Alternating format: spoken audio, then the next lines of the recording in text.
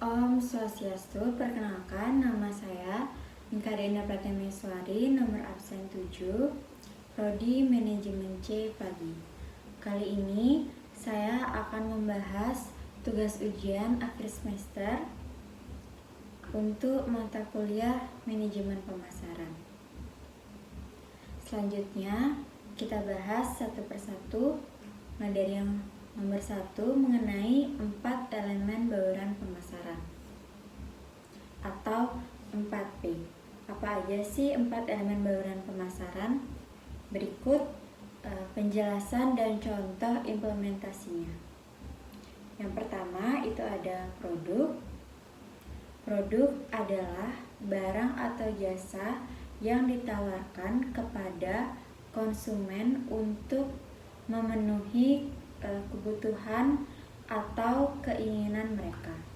Contohnya ini, Starbucks menyediakan berbagai jenis minuman kopi premium yang dikemas dengan kualitas tinggi dan suasana nyaman di setiap gerainya. Fokus mereka adalah memberikan pengalaman unik kepada konsumen. Yang kedua ada price atau harga. Harga adalah nilai yang harus dibayar konsumen untuk mendapatkan produk.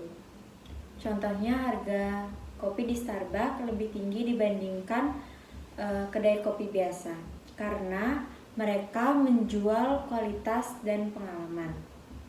Yang ketiga ada place atau tempat. Tempat mencakup distribusi atau lokasi di mana produk tersedia. Contoh, Starbucks memilih lokasi strategis di area perkantoran, mall, dan pusat kota untuk mendekati target pasar mereka. Yang keempat ada promotion atau promosi. Adalah cara perusahaan menyampaikan informasi tentang produk mereka ke konsumen. Contohnya, Starbucks menggunakan media sosial, aplikasi khusus, dan promo seperti ini, buy one get one, untuk menarik konsumen. Selanjutnya ada soal kedua mengenai langkah-langkah promosi melalui Meta Ads. Sekarang kita bahas bagaimana promosi digital menggunakan Meta Ads. Yang pertama, membuat akun Meta Ads. Langkah pertama adalah membuat akun di Meta Business Suite. Ini platform yang digunakan untuk mengelola iklan di Facebook dan di Instagram. Yang kedua, menentukan tujuan iklan. Pilih tujuan iklan seperti meningkatkan kesadaran merek, menghasilkan prospek, atau meningkatkan penjualan. Yang ketiga, menentukan target audience. Segmentasikan audiens berdasarkan demografi, minat, dan perilaku. Misalnya, untuk produksi seperti kelompok kami yaitu Delia Tidy Nails, target audiensnya adalah wanita muda di Bali. Yang keempat, membuat konten iklan. Gunakan gambar atau video seperti ini semenarik mungkin. Dan ajakan bertindak atau CTA yang jelas seperti pesan sekarang. Yang kelima, menentukan anggaran. Atur anggaran harian atau total untuk kampanye sesuaikan dengan kapasitas bisnis. Yang keenam, melakukan monitoring dan evaluasi. Pantau performa iklan melalui dashboard Meta Ads, analisis metrik seperti jumlah klik, konversi, dan ROI untuk mengetahui efektivitasnya. Soal yang ketiga mengenai konsep bauran promosi. Jadi, bauran promosi atau Promotional mix adalah kombinasi dari berbagai cara yang digunakan perusahaan untuk berkomunikasi dengan konsumen. Intinya, ini cara perusahaan menyampaikan pesan, mengenalkan produk, dan mempengaruhi keputusan pembelian konsumen.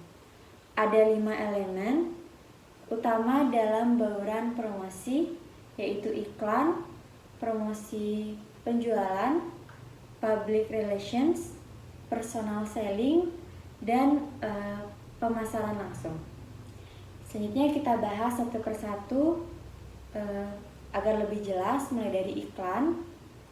Iklan adalah cara perusahaan menyampaikan pesan melalui media massa seperti TV, radio, internet, media sosial, dan lainnya. Tujuannya untuk menarik perhatian konsumen sebanyak mungkin. Misalnya, sering lihat iklan produk skincare di Instagram lengkap dengan video yang menjelaskan manfaatnya. Itu adalah contoh iklan yang dirancang untuk bikin kita penasaran dan tertarik mencoba produknya. Yang kedua ada promosi penjualan. Promosi penjualan adalah kegiatan yang memberikan insentif tambahan buat konsumen supaya mereka lebih tertarik untuk membeli. Contohnya, diskon besar-besaran saat promo beli 1 gratis 1 di minimarket.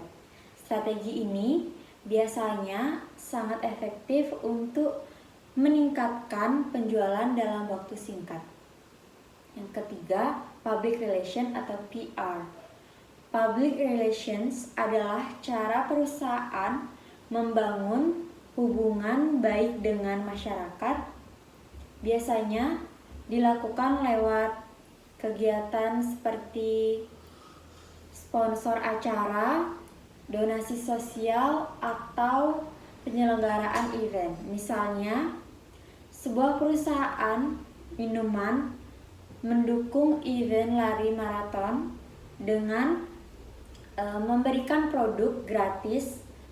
Tujuannya agar perusahaan dikenal sebagai brand yang peduli terhadap gaya hidup sehat.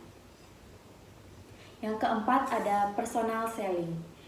Ini adalah cara promosi yang melibatkan interaksi langsung antara penjual dan konsumen.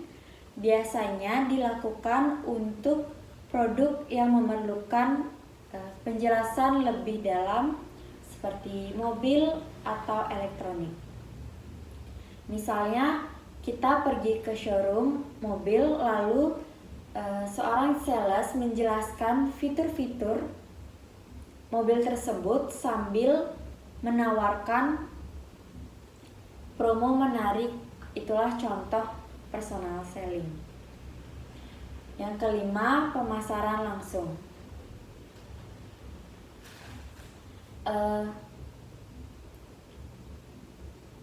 Adalah cara perusahaan berkomunikasi langsung dengan konsumen lewat email, SMS, atau bahkan lewat telepon.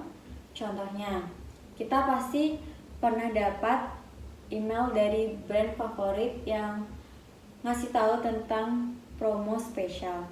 Itu adalah bentuk pemasaran langsung yang sangat personal. Nah, dari semua elemen dalam bauran promosi ini saling melengkapi.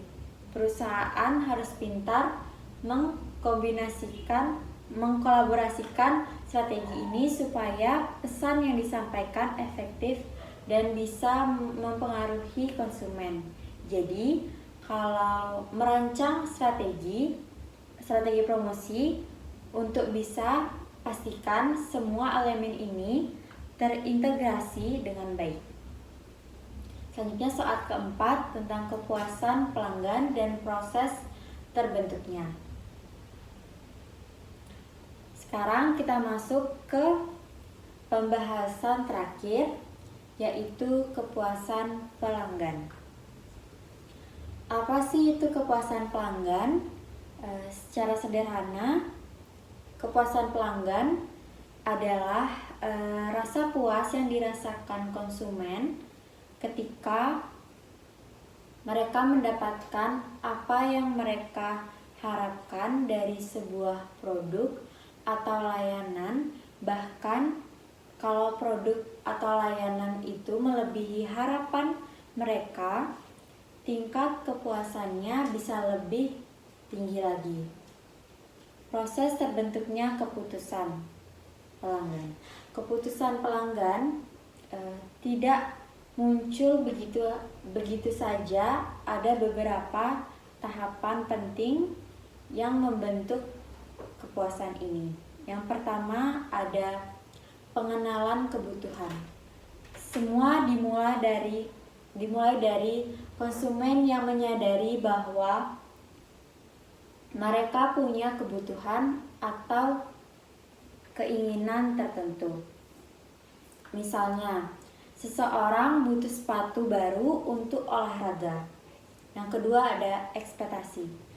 Setelah sadar kebutuhan itu, konsumen mulai punya ekspektasi. Mereka berharap sepatu yang akan mereka beli itu nyaman, tahan lama, dan sesuai dengan anggaran mereka. Yang ketiga ada pengalaman pembelian. Lalu konsumen membeli sepatu tersebut dan mulai menggunakannya. Ini adalah momen penting di mana mereka mengevaluasi apakah sepatu tersebut sesuai ekspektasi mereka. Yang keempat ada evaluasi. Setelah mencoba, konsumen akan menilai apakah produk tersebut memenuhi ekspektasi. Kalau ya, maka mereka akan merasa puas. Tapi kalau sepatu itu ternyata cepat rusak, bisa jadi konsumen merasa kecewa. Yang kelima, kepuasan. Jika konsumen merasa puas, mereka cenderung akan kembali membeli produk yang sama dan bahkan merekomendasikan ke orang lain. Disinilah kepuasan pelanggan benar-benar terbentuk. Selanjutnya ada dampak kepuasan pelanggan bagi perusahaan. Yang pertama, meningkatkan loyalitas pelanggan. Yang puas cenderung jadi pelanggan setia. Mereka tidak hanya kembali membeli, tapi juga jadi brand ambassador gratis lewat rekomendasi mereka ke orang lain. Yang kedua, reputasi perusahaan. Kepuasan pelanggan menciptakan reputasi yang baik untuk perusahaan dengan testimoni positif. Perusahaan jadi lebih dipercaya oleh masyarakat. Selanjutnya yang ketiga itu ada peningkatan penjualan. Pelanggan yang puas lebih sering membeli ulang dan bahkan bisa membeli lebih banyak produk. Ini jelas berdampak langsung pada peningkatan penjualan. Yang keempat ada efisiensi biaya promosi. Ketika pelanggan puas, mereka secara otomatis mempromosikan produk lewat mulut ke mulut. Ini bisa mengurangi biaya promosi perusahaan. Yang kelima ada keunggulan kompetitif. Perusahaan yang konsisten dapat memuaskan pelanggan, punya keunggulan kompetitif. Mereka lebih sulit disaingi oleh kompetitor.